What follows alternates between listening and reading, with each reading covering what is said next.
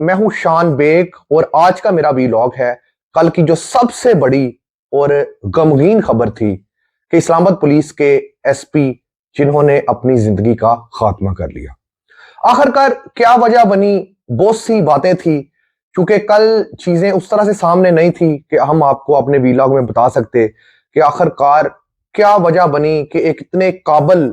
Officer ने अपनी जान ले ली और इसके पीछे क्या वजूहात थी। कोई फैमिली का मसला चल रहा था, कोई जहनी दबाव था या अफसरान के रवैये थे। और इसमें बहुत सी चीजें जो है वो जन्म लेती हैं। जो कल का एक वाकया था, एक दिल दहला देने वाला वाकया था ये कि एसपी, अगर इनके बारे में मैं थोड़ा सा आपको बताऊं कि कल की इनकी जो वर्किंग थी कि ये ऑफिस से निकलते हैं और हाजीपुरा वहां पर कैंप पे जाते हैं और वहां पर जाकर जो अपना नीचे स्टाफ होता है वहां पे उनके साथ जब बात करते हैं तो उनको यही हदायत करते हैं कि वो अच्छे तरीके से काम करें। एक अफीसर जो अपनी ड्यूटी बड़े अच्छे तरीके से 2 बजे तक अंजाम दे रहा है, अचानक जब वो वापस आता है तो आकर वो गाड़ी में पिस्टल लेता है और वो लेकर अपनी जिंदगी का खात्मा कर लेता है। तो आखिरकार ये क्या वजह थी कि इस अफीसर ने अपनी जिंदगी का खात्मा कर लिया। और गाड़ी में बता रहे हैं, जिस तरह से बताया जा रहा था कि एक ऑपरेटर था, इनका ड्राइवर था और गनमैन था, और इन्होंने गनमैन से पिस्तौल लिया और उसके बाद अपनी जिंदगी का खात्मा कर लिया। उससे पहले एक कॉल की बड़ा चर्चा हो रहा है कि एक कॉल आई थी इन्हें, वो कॉल किसकी थी। क्योंकि कल जो थी उस चीज का किसी को इल्म नहीं था किसकी कॉल थी। कुछ लोग ये भी कह रहे हैं कि इनके सीनियर अफसरान की थी, लेकिन इनके जो करीबी दोस्त हैं उनके मुताबिक जो है ये कॉल एक असिस्टेंट कमिश्नर की थी। लेकिन वो अभी जो मुसद्दका खबर है वो तो बाद में चीजें आएंगी, लेकिन उनके दोस्तों के मुताबिक जो बताया जा रहा है कि वो एक असिस्टेंट कमिश्नर की कॉल थी। जो लास्ट कॉल थी वो इनके दोस्त भी हो सकते हैं, इनके बैचमेट भी हो सकते हैं। और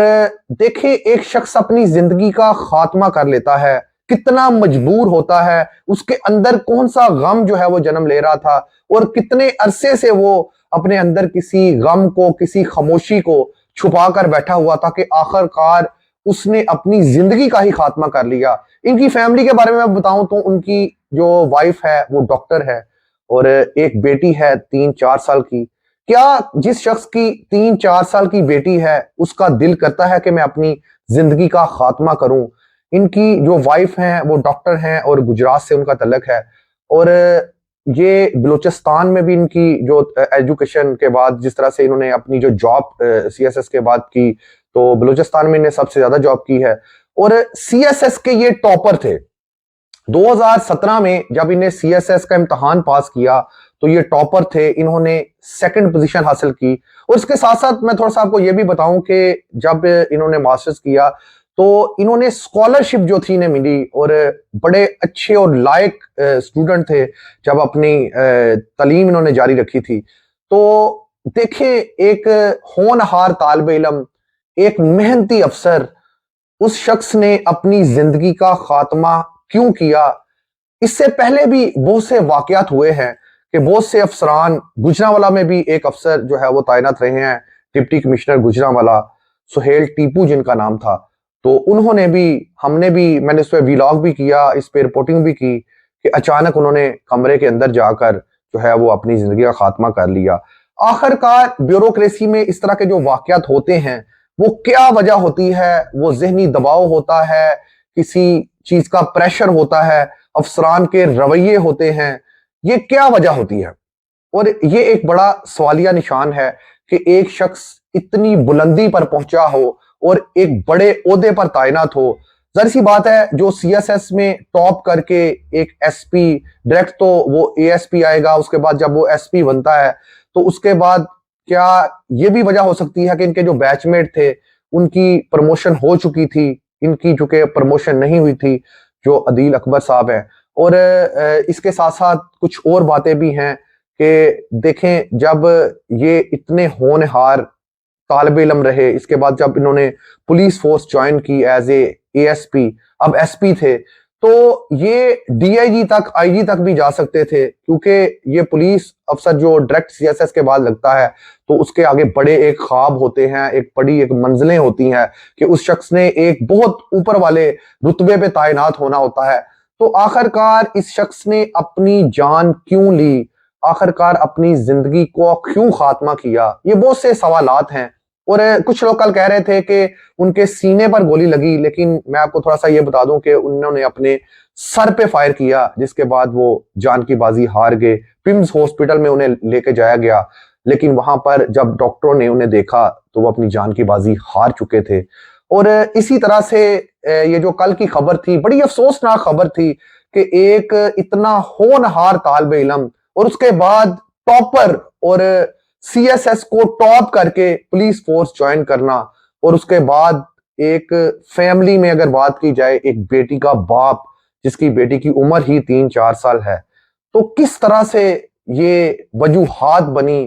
क्या परेशानियां थी जो उनके सीने में, अपने दिल में उन्होंने दबा रखी थी, जिसकी वजह से उन्होंने इस कदर ये कदम उठाया कि अपनी जिंदगी का खात्मा कर लिया। क्योंकि अपनी जिंदगी का खात्मा तब ही शख्स करता है जब वो बहुत बड़े दबाव का शिकार होता है, इंतहाई कदम जो है वो उठाता है कि वो अपनी जिंदगी का खात्मा ही कर लेता है। तो कल की खबर ने हर किसी को अफसुर्दा कर दिया था कि कल इस्लामाबाद में ये जो खबर आई कि एसपी अदील अकबर ने अपनी जिंदगी का खात्मा कर लिया, उसके बाद सोशल मीडिया हो, टीवी चैनल्स हो, हर जगह पर एक ही खबर थी कि एक इतना होनहार तालिबे इल्म जिसने सीएसएस में 2017 में टॉप किया और उसके बाद अपनी अगर एजुकेशन की मैं बात करूं तो मास्टर्स तक टॉपर रहे, और उसके बाद स्कॉलरशिप पर जो है वो एजुकेशन हासिल की, और उसके बाद जब पुलिस फोर्स ज्वाइन की तो उसमें भी बड़े काबिल अफीसर थे। बलूचिस्तान में इन्होंने ड्यूटी की काफी ज्यादा, इस्लामाबाद में भी आप देख सकते हैं जो पुलिस की जानब से ऑफिशियल ट्वीट है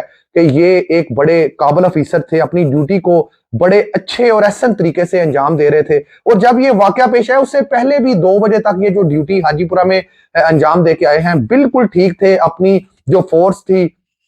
उसको जिस तरह से इंस्ट्रक्शन दे रहे थे कि आपने ऐसे और बड़े अच्छे तरीके से काम करना है, और चीजें जिस तरह से बता रहे थे, ये मालूम नहीं हो रहा था उनकी बॉडी लैंग्वेज से कि उनको वो इस तक कुछ घंटे के बाद इस कदर इंतहाई कदम उठाएंगे कि अपनी जिंदगी का ही खात्मा कर लेंगे। और जब वो वहां से निकलते हैं और कुछ देर के बाद, कुछ घंटों के बाद जब वो अपनी गाड़ी में होते हैं, क्योंकि सीसीटीवी कैमरास के बीच भी उस तरह की कोई चीज नहीं आ सकी कि बाहर वो खड़े होते तो नजर आ जाता कि कैसे ये वाकया पेश आया, गाड़ी के अंदर वाकया पेश आया। और इस तरह से अब ये जो कमेटी बनाई गई है, ये 3 रुकनी कमेटी है, 3 डीआईजी के ऊपर बनाई गई है, जो आईजी इस्लामाबाद ने बनाई है कि इस वाकये की तहकीकात की जाए। पोस्टमार्टम रिपोर्ट आ गई और इस तरह की चीजें जो सामने आएंगी, तो अब मजीद जो है आज पता लगेगा कि आखिरकार ये क्या वजूहात थी, क्या वजह बनी कि एक इतने काबिल अफीसर ने अपनी जिंदगी का खात्मा ही कर लिया। और ये जो इन्वेस्टिगेशन होगी, ये जो बोर्ड बनाया गया है, वो जो उनका ऑपरेटर है, उनका जो ड्राइवर है या गार्ड है, इनसे तहकीकात का आगाज होगा, उनसे ही पूछा जाएगा कि आखिरकार वो गाड़ी में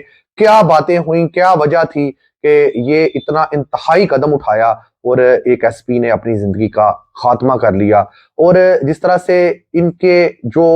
फोन कॉल जो लास्ट पे बड़ा उसका चर्चा हो रहा था कि ये आखिरकार किस फोन कॉल पे बिजी थे, कि उसके बाद उन्होंने जब फोन कॉल बंद होती है तो ये अपने गार्ड से पिस्तौल लेते हैं और अपनी जिंदगी का खात्मा कर लेते हैं। पहले तो बहुत से लोगों ने यह कहा कि कुछ सीनियर अफसर की कॉल थी, लेकिन इनके जो करीबी दोस्त हैं, इनके बैचमेट हैं, उन्होंने यही तस्दीक की है कि ये जो फोन कॉल थी एक असिस्टेंट कमिश्नर की थी, उनका बैचमेट भी हो सकता है, उनका दोस्त भी हो सकता है। लेकिन ये जो हकायक हैं वो इन्वेस्टिगेशन के बाद जो है वो जो मुसद्दका है वो सामने आएंगे। हम तो आपको सिर्फ रिपोर्टिंग कर रहे हैं, बता रहे हैं। और एक पोस्ट भी जो है वो वायरल है कि इनके कोई डॉक्टर है जिनने लिखा था कि ये डिप्रेशन का शिकार है और इन्हें जो है वो किसी भी इस तरह की चीज से दूर रखा जाए जिससे ये अपने आप को नुकसान पहुंचा सकें। तो अब ये भी नहीं कहा जा सकता कि वो जो पोस्ट है वो किसी अथेंटिक सोर्स से जो है वो जारी की गई है, लेकिन अभी ये बहरहाल चीजें नहीं सामने आती है। लेकिन एक शख्स जो है वो 3 साल की उसकी बेटी होती है,